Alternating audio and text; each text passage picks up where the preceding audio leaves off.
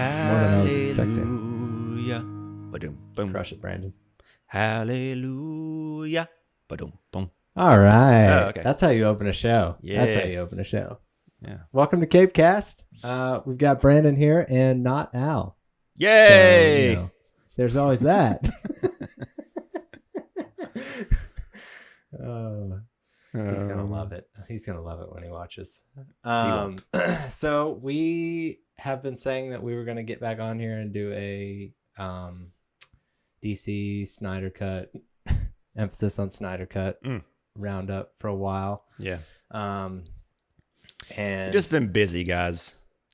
yeah, And the so news busy. keeps coming So- out, and we were like, well, there's more stuff coming. We should probably wait. Yep. And then it just kept It's coming, happened coming. the last 3 weekends. We're like, all right, well, we probably shouldn't record till at least Saturday because XYZ is going to drop. Shouldn't record till the 17th because XYZ is going to drop. Yeah. So- I mean, the 17th has came and went, Yep. and then more stuff. So it's like, Just seems like every day. It's so great. I'm just like every 15 minutes, just refresh Twitter. It's like a 25% chance there's something new. yep. Some tea. You know how it is. Oh yeah, love the tea. Gotta love the tea. Well, you want to tell them where they can find us and all that jazz, and then we'll get into it real quick. Yeah. So you can find us at CapeCast Show on Twitter. That's where we kind of do our geek talk. And then if you do watch our regular show, CiNEMACHiNE, you can find us on Instagram at CiNEMACHiNEPod. If you're a movie fan, I recommend that you check that out. And we love chatting with you on the socials. So Indeed. hit us up. And just a side note, we're also reviewing every episode of The Mandalorian Season 2, Yep. which is in progress. So we'll have another one of those probably dropping later on in the week. Yep. So, Spoiler alert. I enjoyed the last episode. spoiler alert, I have not watched it yet. So, Okay. So don't spoil it. yeah. So, anyway. All right. So We got a lot I- to cover, Ryan. Let's get going. yeah. We'll be here 24 hours. Yeah. I mean, I'm Chinese New Year. Wait for my man to cry. Yeah. Well, I mean, I could be here for 24 hours. I'm used to it. I mean, this is pretty much what we do every day anyway, but we just don't hit Yeah, record. take a look at our text chain. Hey, check this out. Yeah, I saw that. Hey, check this out. Yeah, I saw that. Yeah. Hashtag saw that. Yeah. So I guess let's start out with the kind of the biggest news.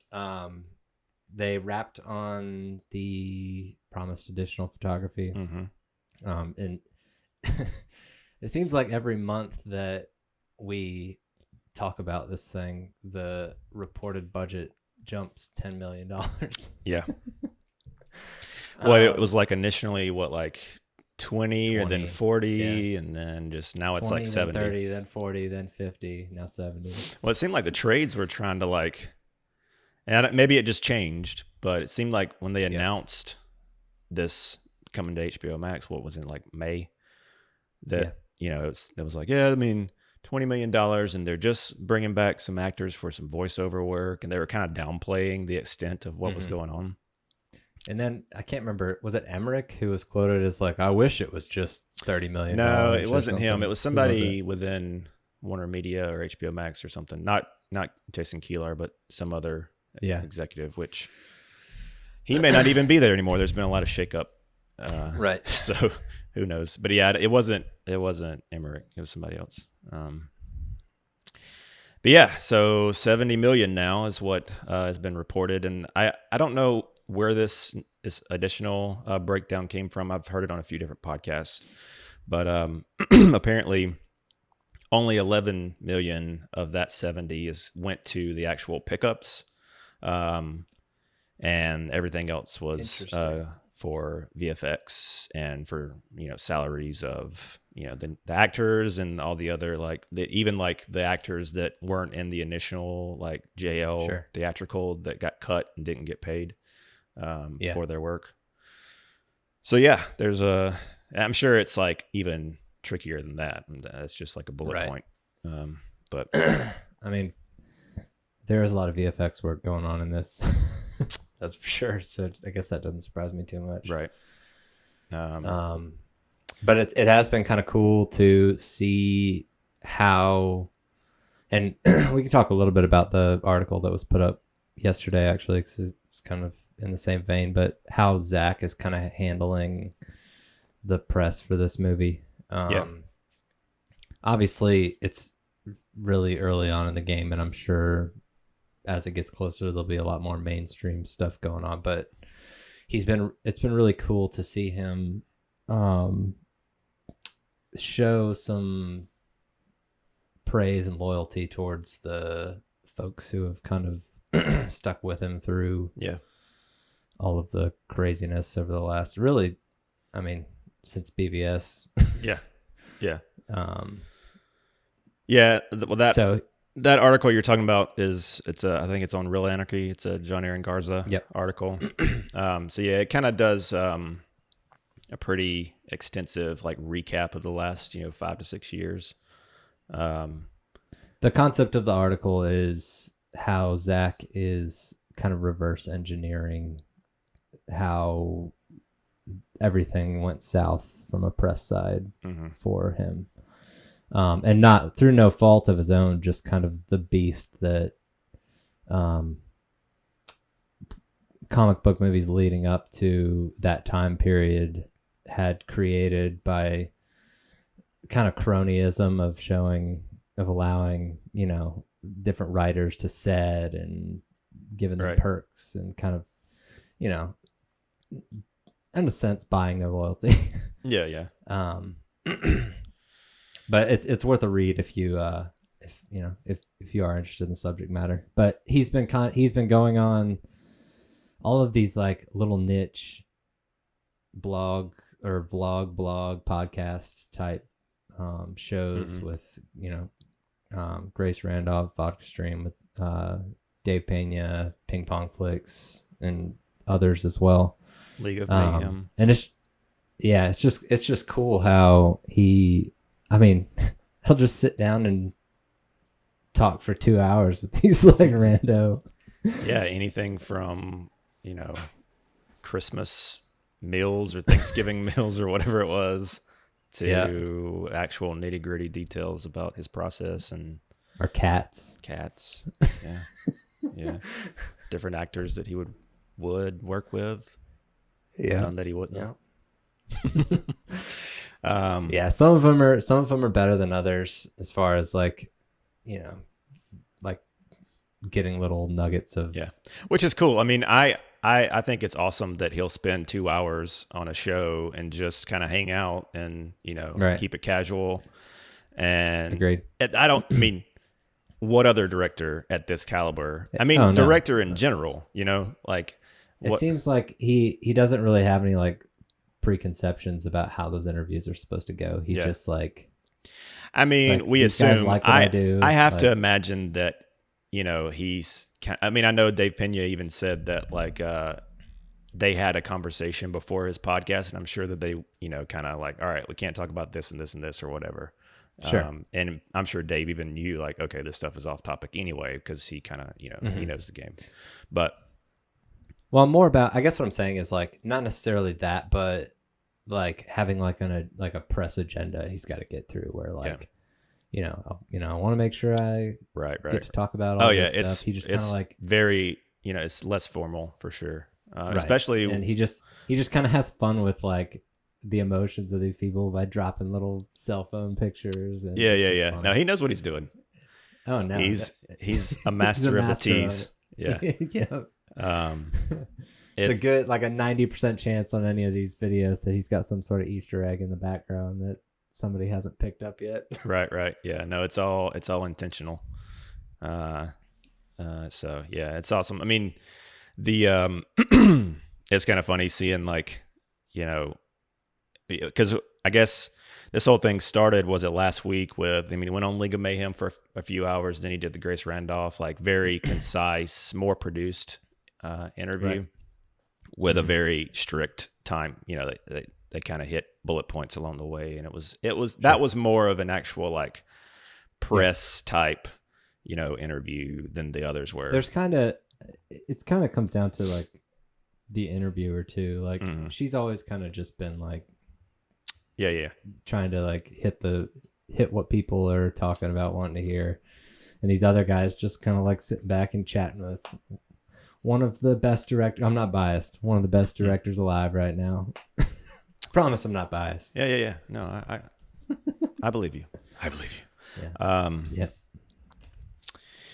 But yeah, I mean, so he did League of Mayhem, Grace Randolph, then Vodka Stream, and then Ping Pong Flicks, and supposedly, according to all these people, he's got more of these types of things lined up with other, niche outlets, and it's sure. I mean, and it's honestly really genius because he knows that fan base is gonna, tune in and support, and he knows that all these blog sites can't resist covering it because they know. I mean, they've been putting articles out on BVS for the last it's 6 years. It's amazing. Even with good or bad, usually bad, but now it's becoming more positive, which is kind of cool to see. That being said, I think a lot of them are wising up. Except for last week, there was after I can't remember who the interview was with. It was one of the ones we were talking about where he talked about it was going to work out to be about 4 minutes of extra. Oh yeah, or additional that stuff was shot. And of course, the trades. They're like, Snyder Cut's only going to have 4 minutes of new footage, extra footage. Yeah, new footage. I'm like, plus 2.5 hours. 2.5 hours of. You knew that was coming. Whenever he said that on Grace, I was like, oh no, I know where this is going to go with the trades, which is the problem because as clickbaity as a lot of these, especially, I mean, they're you can't blame them in a sense, but it's like, come on. But the issue is that the casuals that aren't kind of connected to this movement, and they see that and they're like, man, you guys are so excited for 4 minutes of footage, like, they don't. Well, they don't know the context. The casuals are the ones that ultimately are probably gonna be the one that moves the group that moves the needle. So like, because it's just a larger group. Oh yeah, no doubt. But there's plenty of time between now and release for them to. But as far as like promotional, he did drop on Grace's channel, I believe, that HBO is treating this like a major release. Like once it gets close to release, it will be just like any other, theatrical superhero type flick where. Well, it was cool to hear him kind of talk about how they've got a bunch of cool promotional ideas and stuff to build around it, and it's a very unique thing to begin with. And there's a lot of stuff they could do with the passion that's behind this movement. So it'll be interesting to see. I mean, that's kind of what it all boils down. Because I mean, and you've got to respect him for taking this approach and kind of giving back to the people that got him put in this position. Back in this position again, and honestly, even a better position than he was in prior, in my opinion. Sure. So, I don't even think that's debatable. Like, no, it was not BVS after BVS. It was not good. Yeah. Well, you want to talk about some things that we learned, just kind of little bullet points from these interviews? Well, I mean, we won't necessarily go through and say, all right, we learned this from League of Mayhem, we learned this from Grace. We'll just kind of hit, the big ones, I guess, throughout all 4 of them. Sure. I know that, so originally, they announced the new Dark Side shirt for the AFSP through Ring to the People. So that was a cool thing. Purchased. And that's kind of one of the things that we should probably hit on just in general, which is all of this press, so to speak, in these little live chats and things like that, they have a little bit of intention to them in terms of bringing awareness and raising money for AFSP, which is, been kind of it's a huge part of the movement. Yeah. And so that's been awesome. And then you can kind of see that they have little benchmarks along the way as far as how much they're kind of shooting for $500,000 to like be the next benchmark, I guess. And they're releasing, kind of timed things with promotions through different actors, and we can get to that later. But that's kind of been one of the best things to see about this movement is how they've used that to just. It takes the stigma that's obviously, I don't think it's true. There's a small minority of the Toxic Snyder fandom. movement that is, but it helps to kind of It just makes the effect of that. Yeah, it can't be ignored. So, right. and that's honestly, we've talked about this before. It's just without that, a lot of this wouldn't even, There's so many. It like you've said before, it's a perfect storm. Yeah. For this thing to happen. It's unfortunate the things that had to happen, especially with his daughter. But, we got to this point because of so many terrible things in addition to that. And COVID is part of it too. Sure. Yeah. And as far as the outlook, it's almost like BVS came out and now we're back in 2016 as if that movie was received well and they just continued on per usual. That's kind of what it feels like now. That's what it feels like for sure. Yeah. It's pretty remarkable. It was when I was talking to you on the phone the other day, like every time something big comes out news wise, I can't help myself but like think back like 6 months ago when none of this was a thing. Yeah. And it's just wild how the before time, the dark ages. That's right. Call it. Yeah, we had a lot of really sad long phone calls after Justice League came out. Yeah, very long phone calls. So what'd you think about talking kind of about the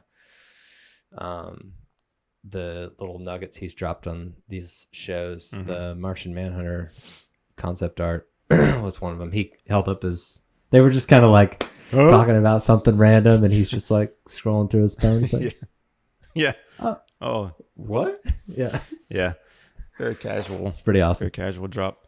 I mean, it looked cool. I mean, it was a very brief and, low res view. And it is concept art. So I'd be interested to see how it translates to the actual film. There's a lot of, he's one of the characters like on the animated side that has a lot of different looks. And I loved the look that it looks like they're going for. If if it turns out to be similar to that concept art, it'd be awesome. Yeah. I mean, it's cool. But it's more about just how casual he just kind of snuck it into the video. Right. Yeah. And then he also this one the Joker. What show was he on when he? Grace Randolph. Was that Randolph too? Yeah. So it's been confirmed that Jared Leto's Joker shot some additional scenes recently. Yeah. And the way he kind of described, because Zach has never, at least we don't think he's ever shot with Jared before. Yeah. Could have been, by all accounts. I mean, there's like two possible scenes that, right. I don't know how much grounds, you can, that there are in these scenes. There's a prison breakout scene and then a nightmare scene. And so depending on, some people think that, maybe they did shoot the prison breakout scene. Maybe we don't know for sure, but, we've talked about this privately, but as far as, I kind of have the feeling that this pickup is nightmare centric, considering the players that are involved. Yeah. Batman, Leto's Joker, considering Snyder's comment on Grace's channel about Deathstroke, considering his comment about Joker and there being water under the bridge, and then also, Manganiello has a different haircut. Tweet, yeah. He also had a tweet promoting AFSP, but it was something along the lines of, sometimes heroes and villains come together for a good cause. Yeah. And he had ... Right. Then the AFSP, you know what I'm saying? Yeah. Don't think it's, too far-fetched. I'm not crazy. So, yeah, I mean, I would put all my money in that basket. all my eggs in that basket. Yeah, I would, and there's been so much over the last, he's also kind of talked about how over the last few years, it's something that he, especially specifically with Joker, something that he's thought about a lot is getting these shots done. Yeah. And the Nightmare thing has always been a fan favorite, sequence from BVS. So that just feels to me like something that, if given the chance, he would want to expand upon. I mean, it seems like, from what I can tell, I wonder how much, if anything, was shot in principal photography Nightmare wise, because it seemed like WB was like, we're not doing that. They were like terrified by it essentially. And so, I wonder if that's the reason why. I mean, I think that it has, he did shoot stuff. Like we saw the cyborg photos of his family with the Apocalyptic. Right. Like, I don't know, World Engine-ish type stuff going on in the background. Yeah. So maybe he shot like the cyborgs type of stuff, and these additional shots. Yeah, I mean, it'll be interesting to see how it all. Another cool thing is, while we're on the Deathstroke topic, in case you missed it, he posted a photo of himself recently. In costume, and it was kind of already widely accepted that he was shooting it, picked up by a couple trades, and also the photo of him gaming with his haircut and hair dyed. But first off, character looks absolutely awesome. Every time I see it, I'm like, I need the Batman show. I think give me that Batfleck show. Please. Yeah, I know. But also, we kind of talked about the idea that if he had shot anything with Deathstroke in principal photography, now shooting this Nightmare sequence, there's a possibility that, and I know you think that the Nightmare sequence could be the close for the movie, but it's a possibility that they could introduce Deathstroke's character in the future. And then... Yeah, I mean... The yacht stuff that was actually in the theatrical version was shot by Snyder, except for one line from Luthor, from what I gather, like the line about forming their own league. That was the only pickup shot, and it's a very close in. They brought Eisenberg back, kind of closed in. They didn't. I think they put a ball cap on him just to shoot that one line. So originally, apparently, that whole scene was intended to play out where Deathstroke broke out Lex from Arkham. Joker was part of that in some way. And basically Lex is hiring Deathstroke to kill Batman. And that was intended to set up Ben's solo film. So the more I kind of like work through this process in my head, knowing that, kind of like you said, the yacht stuff was shot, with the exception of a couple things. It almost, because they have to address the fact that Lex broke out of prison. It would be kind of, I mean, maybe there's a way to do it, but it would be kind of weird to end BVS the way they did, and then he just pops up on this yacht. Right. So it kind of leads me to believe that maybe there is some sort of prison breakout thing, but I don't think the Joker's necessarily involved. Yeah, I don't know if he's seen. Because it seems like, they weren't able to shoot maybe what was intended with Leto, as far as maybe it was an availability thing. I don't know. But I think it could be possible that they did shoot. I mean, who knows? Deathstroke seems like a logical kind of guy to help with a prison breakout. Yeah. Let's be honest. Yeah. I mean, they did have that shot, whether it was a Zack shot or a Joss shot, where, the guards are trying, Luther's quote unquote standing there, and he turns around and it's like some other, prisoner. It just seems, and that could be his thing, but it just seems so, I don't know, just goofy. Yeah. It just doesn't seem like his MO. I don't know. Yeah. Until we see it, and it is Snyder, then it's awesome. Then it's perfect. Well, I mean, that's the thing though. Like there's so much in these movies too that is like context driven.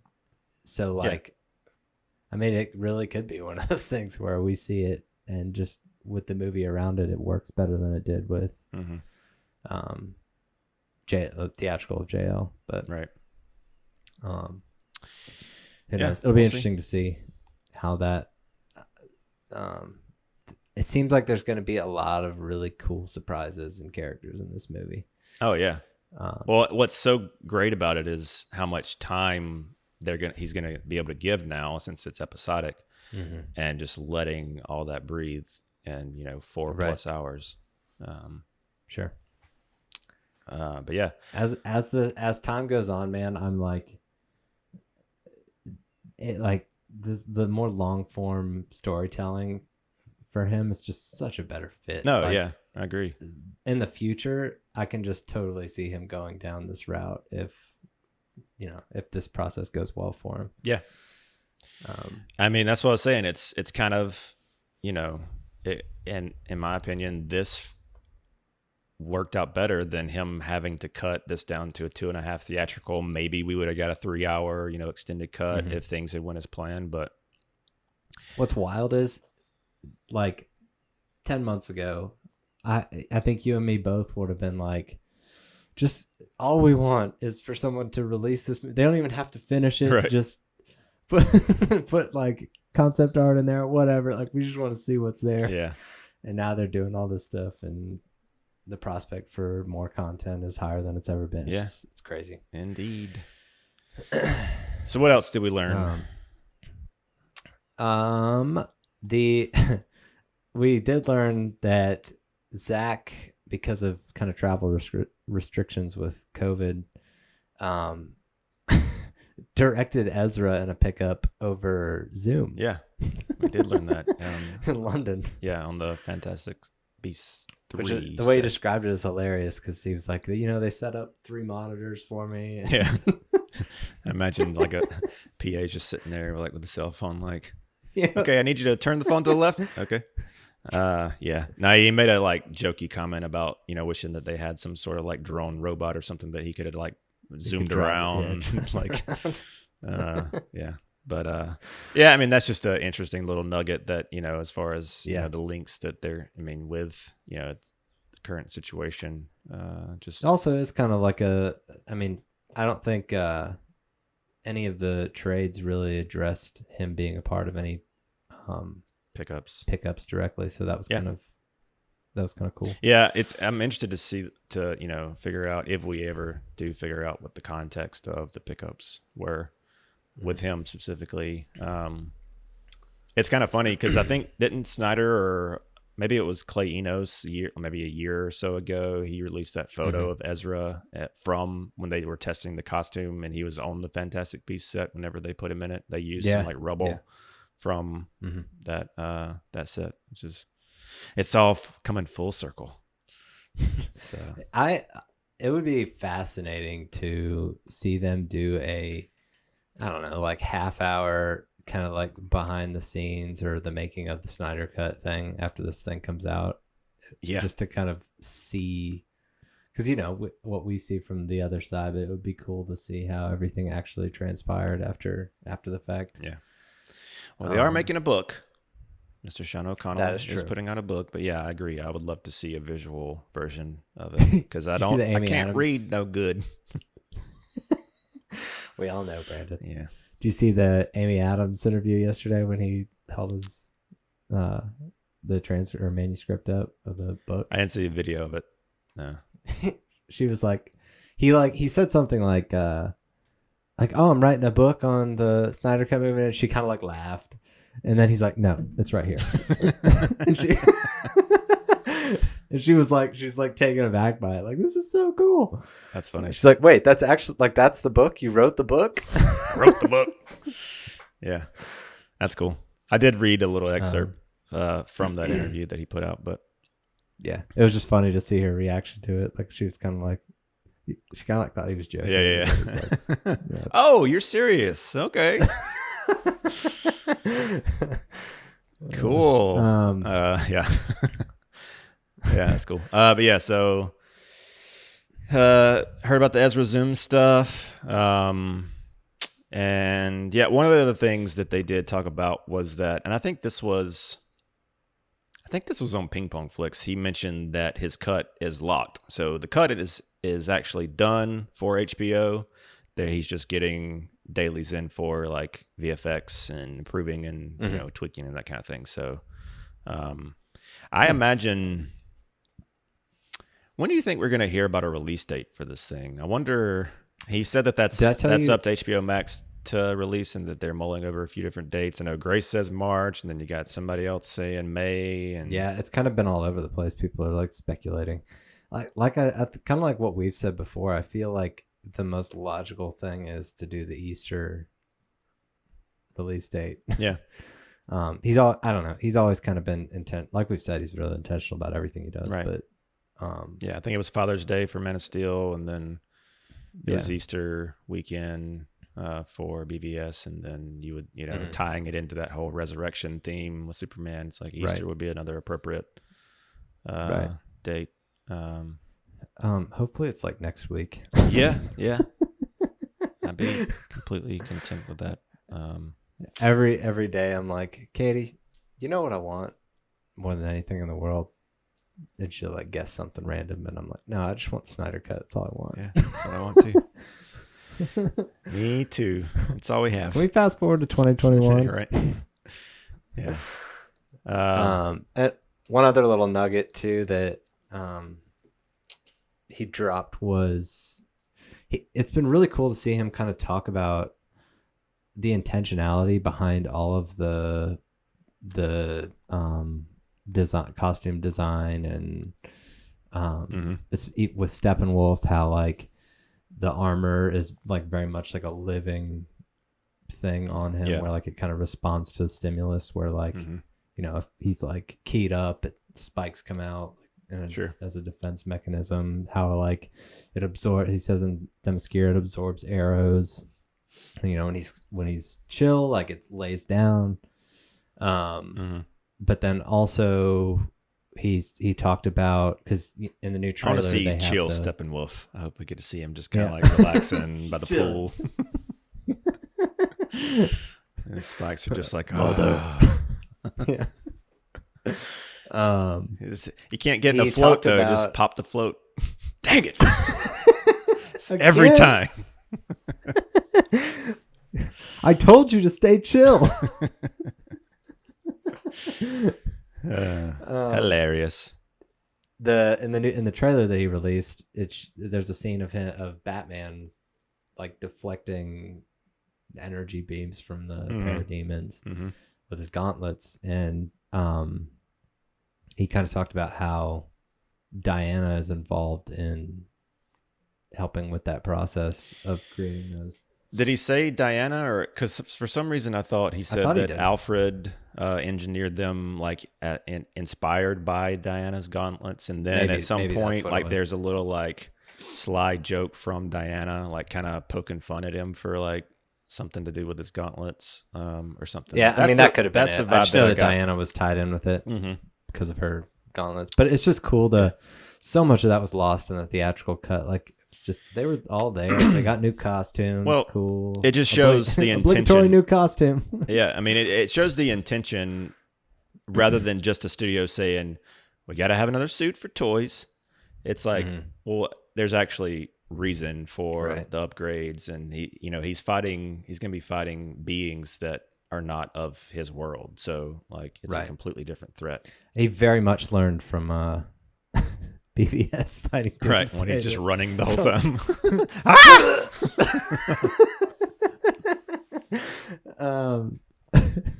Yeah, and I mean he even talked about how if there was future installments, he would go back to the BVS suit.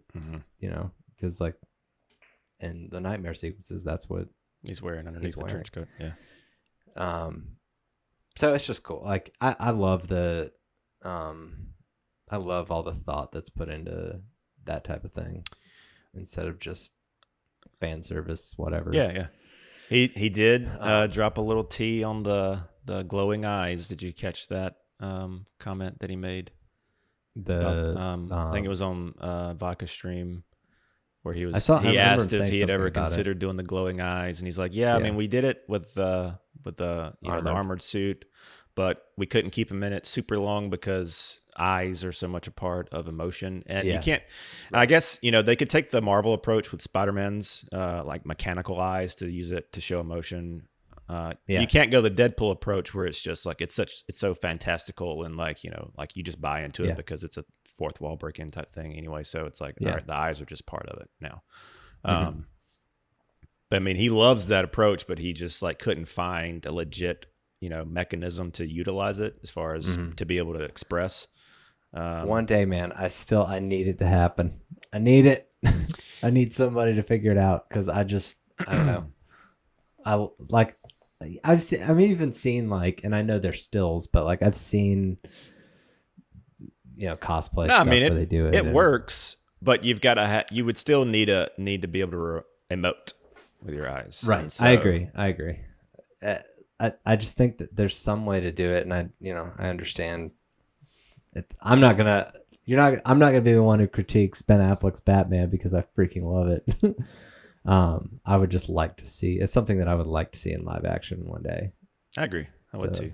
Maybe they'll do that Batman Beyond thing that they've been rumored to do with Keaton, which I saw today. Apparently, maybe I don't know. This source is probably pretty bogus, but they said that Timothée Chalamet is rumored to be in talks for that.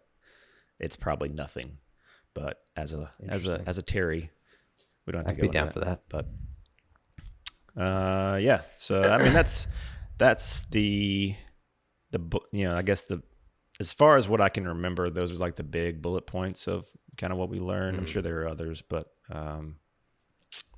it's one of those things where it's so like the whole thing is so fluid. Things are changing every day, so like we just kind of had to pick. I guess we should talk about what they were kind of building up to with these appearances, which was on the 17th. Snyder had been pushing that he was doing a Vero live stream breaking down the re-release trailer. So if people don't know, right, the trailer that launched at Fandom a couple weeks ago got taken down because of music rights issues, and Ryan had a heart attack and was like freaking out and was like, "What's going on?" And look, man, all the emotional turmoil I've been through over the last however many years, cut me some slack, please. Yeah. But yeah, so apparently it was issues with the Hallelujah song. They ended up getting that figured out, and instead of just putting up the same trailer, Zach was like, "Hey, let me add a few shots in there, fun. Yeah. And we'll do a live stream for the fans." He screened it in black and white, which has ties to the movement because for the his whole time he had a black and white version that he was using to cut the film, and so he was kind of. Yeah, I mean, it was people are. It's funny because like the trailer goes up and everyone's like, this is stupid. It's the exact same trailer, but it's black and white. Right. I'm like, you had to like, you can't call that the same trailer. You had to recut the whole thing. He did. I still think. I mean, obviously we're in the know. We love this stuff, so we're going to defend it. But I still honestly think it was a little bit of a mistake to build it up to this because for casuals, it sets a like, okay, I mean, no, that's true. Like they don't understand the significance of it. Sure. But anyway, he did do that, broke down the trailer. But let's just go over, if you want to, like, the stuff that was new, because we've already talked about this extensively before this actual trailer. We don't need to do that again, scene by scene. Right. But we can talk about some of the differences, some of the new additions, and maybe some replaced scenes. So right on. Take it away. I think the biggest thing was, and you kind of talked about, if you want to touch on this, you can further, but before I jump in the Superman stuff, the Warner Max logo was removed and replaced with the WB Warner Media Yeah. logo, and Yeah, apparently they folded Warner Max, and just kind of there's been a lot put going it back on with, into the same umbrella as Warner Media instead of having it on there's its been own. a lot of a lot of internal stuff going on with WB Warner Media. So that wasn't However much effect that has moving forward, we don't know. I mean, most people think it won't have any effect, but we'll see. Fingers crossed, everything. Yeah, I like to think at this point, I would be more worried about it if we hadn't gotten the cut yet, or gotten all this stuff wasn't happening, wasn't announced, and they were doing all the shooting. Yeah. But at this point, I really feel like it's just how the thing performs. Yeah. And getting, obviously getting actors back involved, but I don't see that being a huge hurdle. I agree. I'm not really worried about it because they all love Zack. Yeah, I mean, there's only really one holdover from the old regime, and that's Emmerich. And it seems like Emmerich is like playing ball because he wants to keep his job. Yeah. So, yeah, hopefully that is the case. I mean, that's why I believe they very intentionally dropped the Toby Emmerich called Zack after the November 17th hashtag movement and asked him. And part of me believes that's all BS, that it's just kind of a PR thing. But maybe it did happen. I mean, Zack has said it. He said it this week in an interview that Toby called him. Maybe it may have been one of those things where that might have been a way for him to kind of, ease the tension or whatever. Kind of be all right, look, I know we've had it's been spicy in the past, but is this something you're interested in? That's that's a way to. I hope so.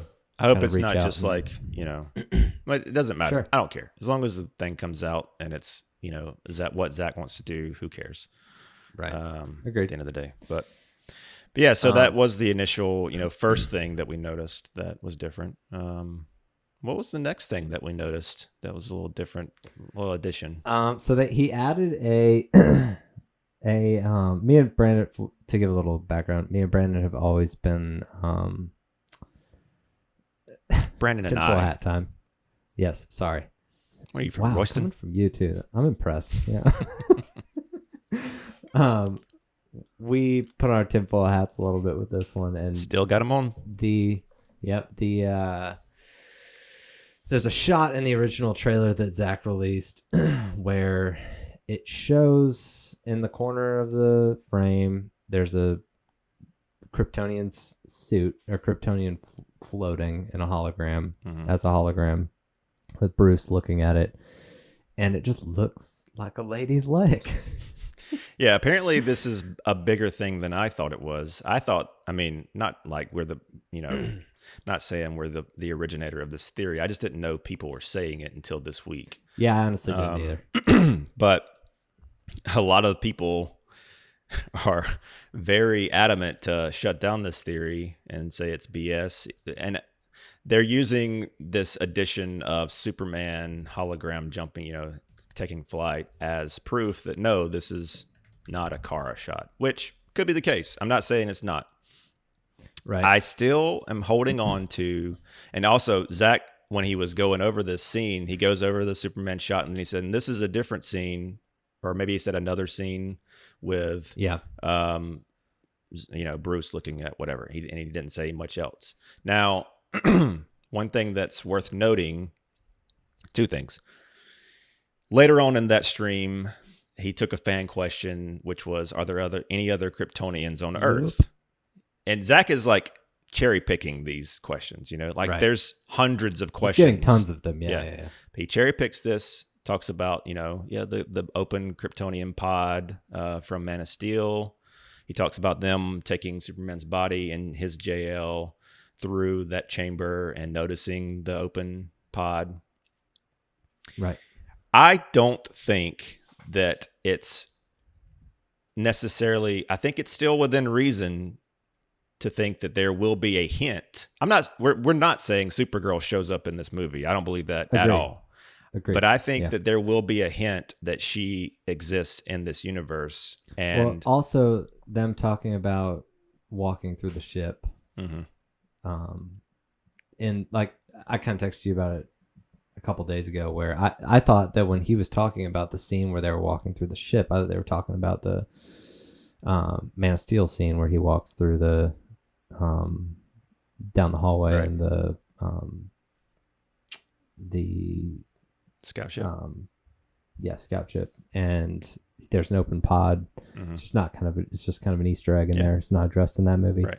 Well, apparently, it is. I mean, and Snyder said, "Whose pod is that? We don't know." But I mean, there is a comic that he's a part of that Goyer also is a part of. I just meant in Man of Steel. But I'm saying, like, even he didn't address the comic. I figured he would, but I mean, that exists. It came out in, it kind of tied in with Man of Steel, and it's Kara. She exists. It shows her walking away from the scout ship that that Cal eventually finds in the ice. Anyway, right. And that empty, pod is intended to be her pod. Anyway, another point I want to make as far as this theory is, to me, now they cut in when they start this scene for this version of the trailer, the camera's already past part of her arm that's showing. Sure. I think intentionally, but if you were to look at the old one or the theatrical version, like before JL came out, the theatrical version came out, they still had this shot in there. To me, the arm looks bare right here, and Superman's suit goes to his wrist. Yeah. Historically, Kara's suit's like cut off at the shoulder. It's like more feminine looking, in her bare arms show. Just saying. I don't think it's a crazy theory, and I don't think that having the League looking at this hologram of Superman and then a different shot of Bruce looking at a hologram, I think it's misdirection. It may not be. It may be the same exact scene. We'll see. We'll see how it plays out. But I think it's. I would have been. So when I watched the trailer the second trailer that he put out, the reason I texted you and I was like, well, I guess we were wrong. And the reason being was, like, they show the shot where he kind of jumps up in the air and puts his arm up, like, the traditional kind of Superman flight thing. Yeah. And his legs are in the exact same position as when they kind of shift to that other shot. So when I watched it initially, that was the connection I made, was like it just looked like a different angle of that shot. But then, listening to him talk about it and taking that question specifically, I'm just like, I don't know. Yeah, I mean, I think obviously that the whole point of this movie is Bruce trying to find people, super, human type people, and he's doing research. And I think that either he stumbles upon this information that there is another Kryptonian on Earth, or Cyborg finds this information when he's hacking into the scout ship. I think there are things that could be utilized to say, this is how there are others out there, as a hint. I mean, yeah. I mean, he already talked about it with Ryan Choi too. Like, Adam, like there's, let's be honest, there's a chance that there's several of these kind of mentions, Easter eggs. Yeah, no doubt. I mean, I imagine there's gonna be. He's already talked about there being like Robin little like Easter egg drops and stuff like that this week. So I mean, listen, we're not saying that Supergirl is in this movie as a character that you'll see fight or whatnot. We're just saying that there could very well be a hint of her existing in this universe. Maybe it's a hologram. Maybe it's just mentioned. Maybe, we know that Carla Gugino has recorded, she's the voice of the scout ship. She does the AI voice. And so we know that she's got dialogue that will be in the movie.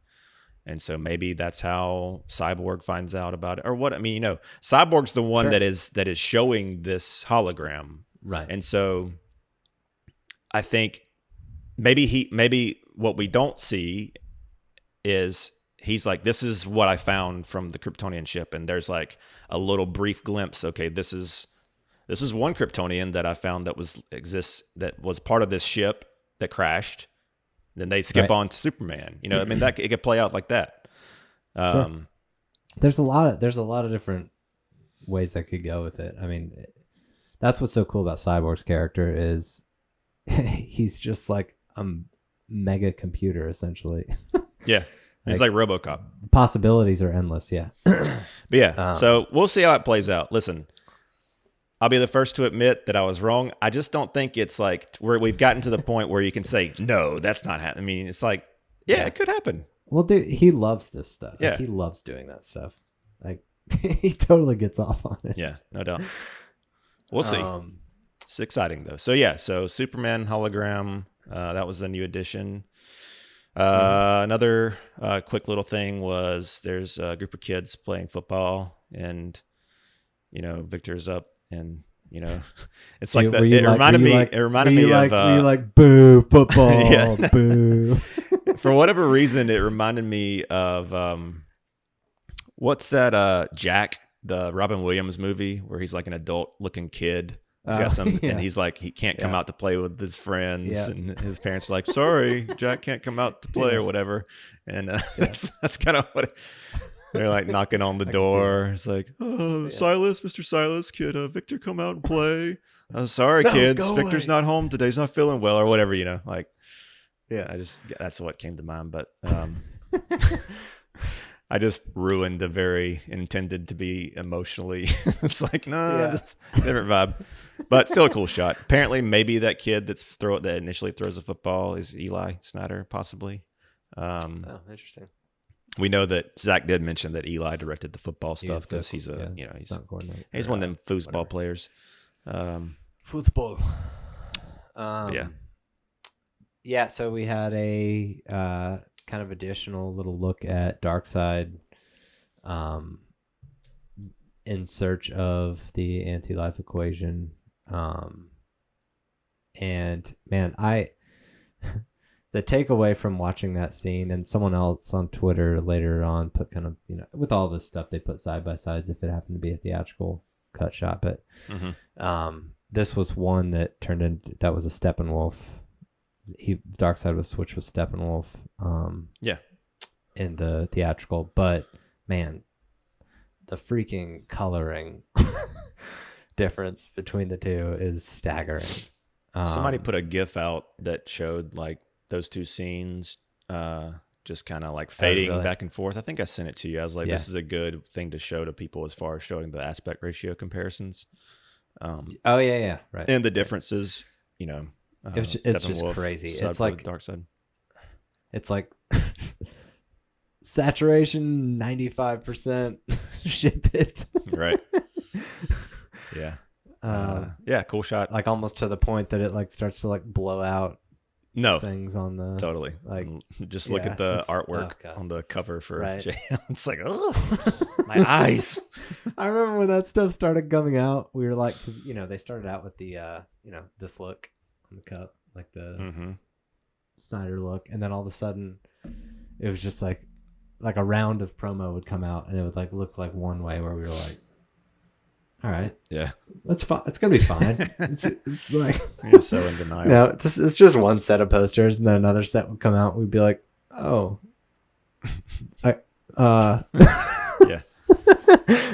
yeah. We had to pull that wool off of our eyes eventually. We got there though. Yeah. But it was a cool shot. One thing that I kind of noticed I hadn't picked up initially was when he cracks the ground, the Omega symbol, or part of the Omega symbol showing up. And I'm just, man, I hope that we get to the point where we're able to see the anti-life thing, and we kind of did with MBBS with Superman, but to see that play out, it's such a cool, one of the coolest comic concepts to me. I want to see the thing. Maybe you will. I know. You will. So yeah, that shot was a sub shot because the shot from the previous trailer was the one that with Darkseid like standing on the battlefield with the ships behind him. It's kind of a zoom in shot. Right. So they subbed this shot in for that one. And so I should say Uxas, not Darkseid. This is true. Yeah. Don't want to get people riled up. This is true. Send your hate mail to Ryan. Or don't. And then there was another little shot of the Batmobile with kind of a bunch of parademons chasing it. And that scene looked, we kind of talked about, because he initially released the black and white trailer, and then later they put up the colored, and that scene specifically looks so much better in color.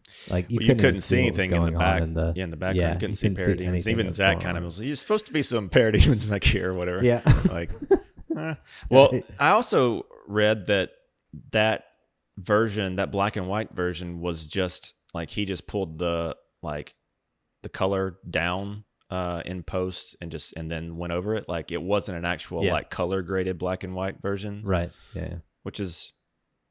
I mean, I just expect more. Sorry. So I'm going to be honest with you. I think that at least partially, like when I watched, there were a couple scenes in there where I was like, they did some work with working on the blacks in this, because it just wouldn't work if you bumped saturation down on it. Sure. But it may have been something where like they had, maybe they colored the initial, and then when he added the new shots or something, that he had to do that. It's possible. I don't know. Anyway, just a minor little thing, but yeah. So they'd had that Batmobile shot, and then cut to a shot. From what I can tell, it seemed to be inside the Flying Fox, with what I'm assuming is like parademons landing on the Flying Fox, kind of like creeping in, and then Batmobile like lights up and just like guns them all down, and then shoots out of the ship. Batmobile scenes in these, Think we'll get that. Think we'll get that drop. These movies are. I think yes, I got it, Brandon. People may not watch this, but I got it. No, I'm saying, do you think we'll get that drop in the score? Oh no, like last time. But Batman only has one theme, right? I don't know if you know this. Oh my gosh, was it Al that sent that Danny Elfman thing earlier this week? Yeah. I just can't. It's so bad because like I know he's good, like he's done great stuff, but I just can't anymore with him. After JL, nope, just can't do it. Nope. Even the stuff in like the gargoyle scene at the beginning of the theatrical with JL, where like a lot of the stuff was reshoots, and like even the reshoots were cool, but like for as a Batman concept, but when you throw the music in there that they did, I was just like cringy. Some of them were cool. Yeah. Well, oh no, not something is definitely bleeding. Not right. Yes. Right. I don't. Not I was talking more. More specifically about like the shot at the beginning where when he's on the it's got the Mindhunter guy or whatever. Yeah, but I agree. Choreography was whenever not great, but any of the music was dropped in that scene, it was like this off the bat, it was like, this doesn't feel like anything. I agree. Snyder. That's honestly one of the. I mean, there's so many exciting things about this project coming out, but the score is very exciting. Oh yeah, I was really hoping that the new trailer was going to have score in it, but sames. It is what it is. Indeed. Good things come to those who wait, Brandon. Yep. So, really, only one more scene that was added that I could find. I mean, to my knowledge, this is the last scene, which is Hippolyta like dodging that parademon blast, holding the mother box, which was a sub for her like kind of busting into that room where they keep the mother box in Themyscira, which was cool because we heard about. I remember. What is this actress's name? I'm skipping on her name. Doesn't start with a C. I don't know, but you can look it up while I'm thinking. Anyway, I remember her saying that they filmed this like really cool like action scene, and she trained really hard to pull off Connie Nelson. Connie Nelson, yeah. She trained really hard to pull off this thing, and then it was completely cut from theatrical. So this seems to be part of that. But yeah, and I keep forgetting the quote, and then it was cut from the theatrical. Yeah. I keep forgetting that that we're getting a scene with what you call it, Antiope, Robin Wright, in the history lesson, I assume. But that's gonna be cool. Yeah. Yes. Amongst many other things. But yeah, that's as far as I can. It truly is going to be so different from what was released. It's going to be amazing. Amazing. Did you notice any differences? I mean, that's all I could pull. No, I mean, I think you got it. I honestly didn't even pick up on the Warner Max logo thing. Mm-hmm. So you got one on me there. Boom. Pay attention, Ryan. You might learn something. Yeah, apparently. We kind of talked a little bit earlier about the AFSP stuff.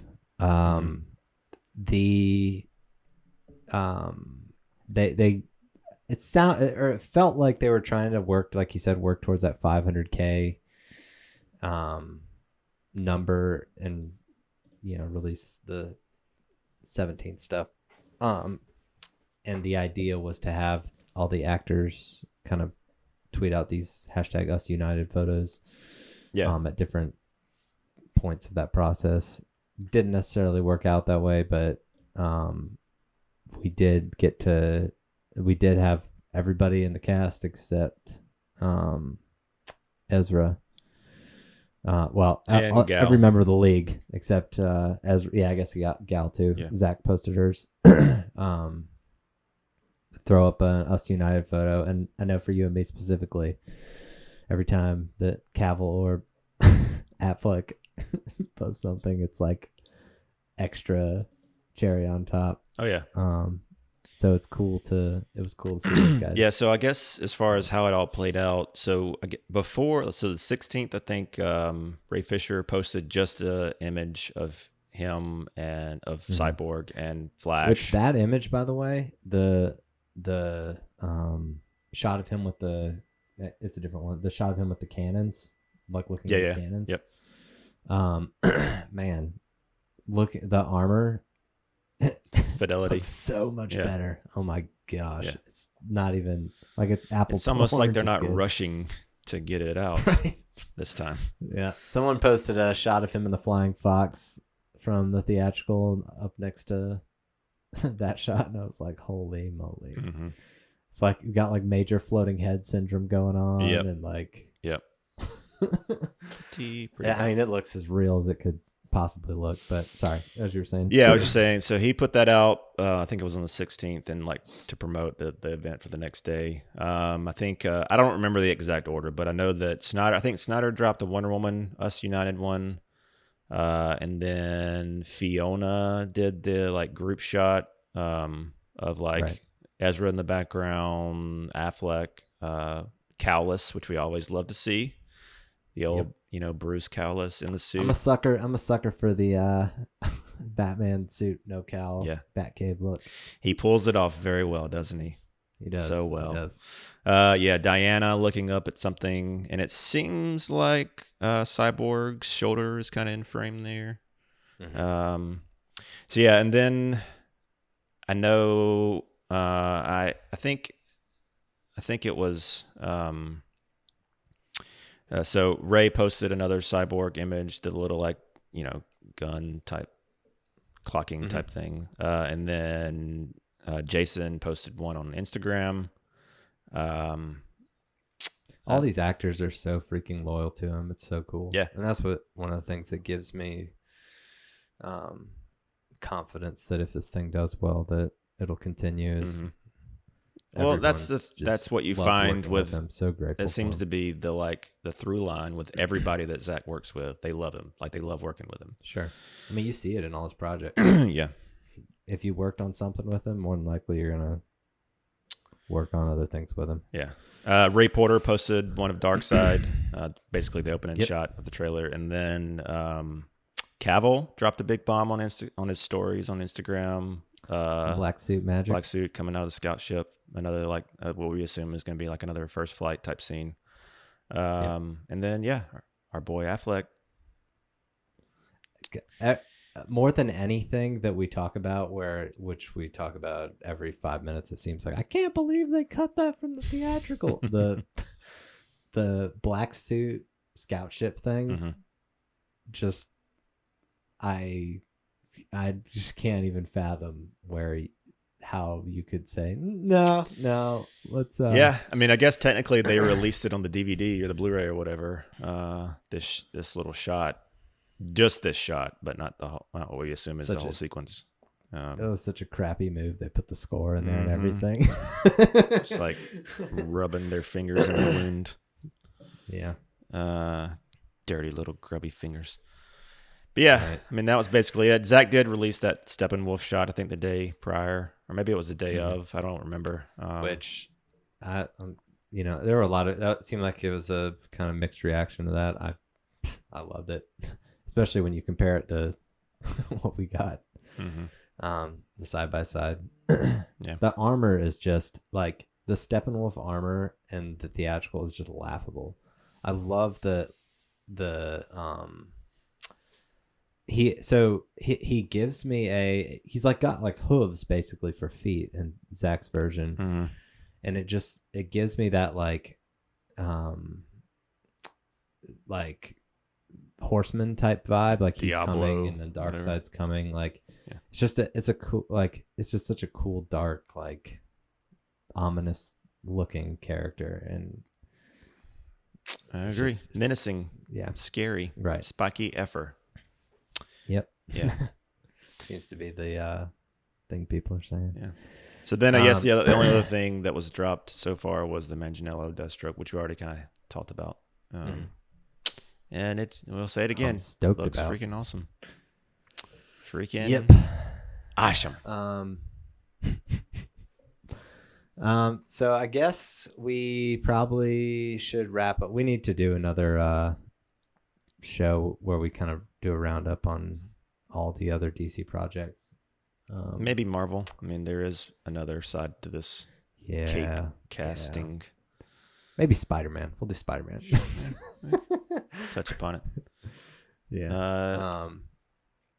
I mean, I think that kind of wraps it up, and we'll do better at getting back on here to talk about these things more as they happen. I guess maybe let's just touch on the Wonder Woman HBO Max thing, since it is kind of tangentially connected to this. But it was announced this week that Wonder Woman 84 is coming to HBO Max in theatrical day and date, December 25th.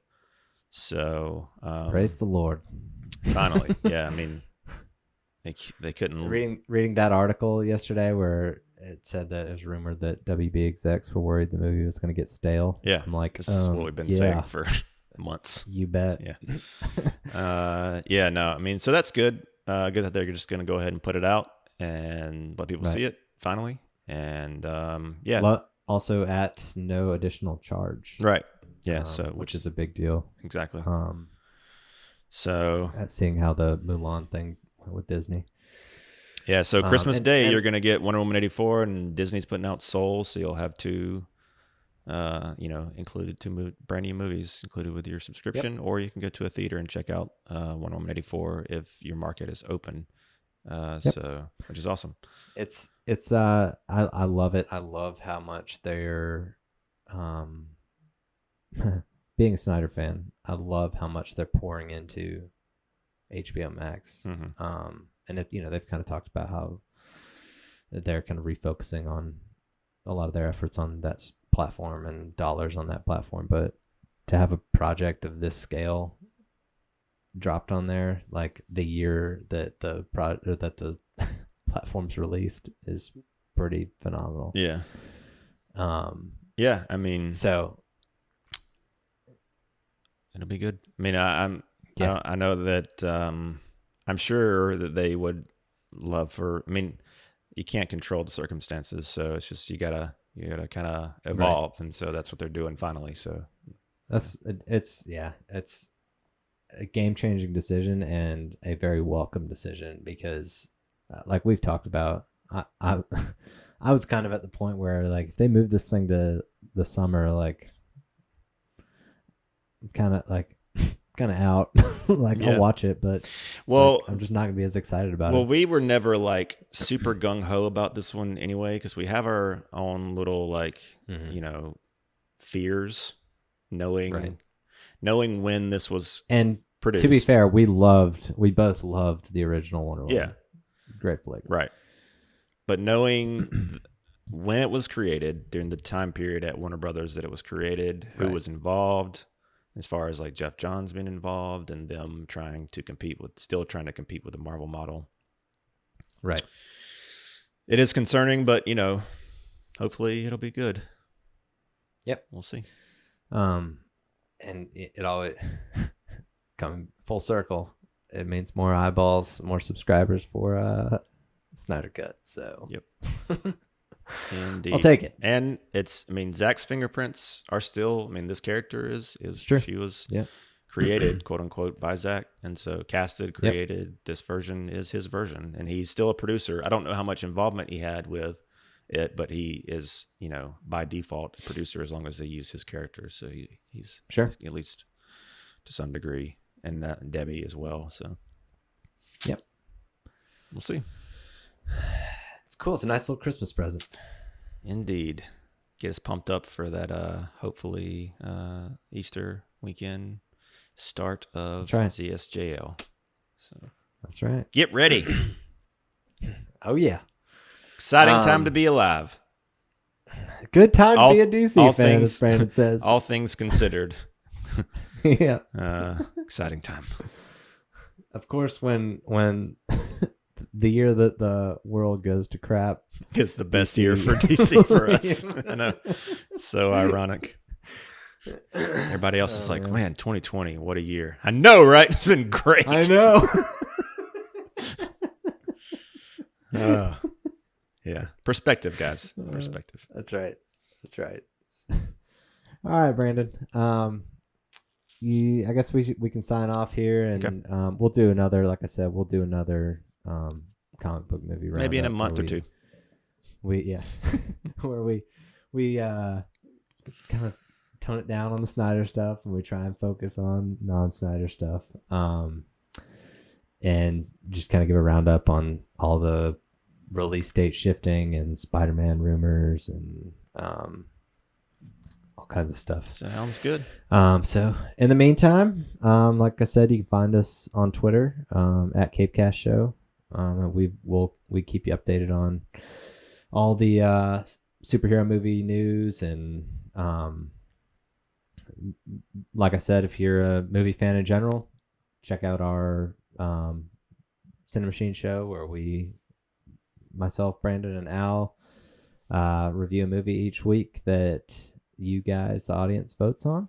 And then also we've got weekly Mandalorian review episodes coming up on CAPECAST as well. Lots of goodies. Yep. How do we do it? I don't know. So just gifted. We're such a prolific podcast. It's amazing. All right, Brandon. I will see you on another time. Catch you later.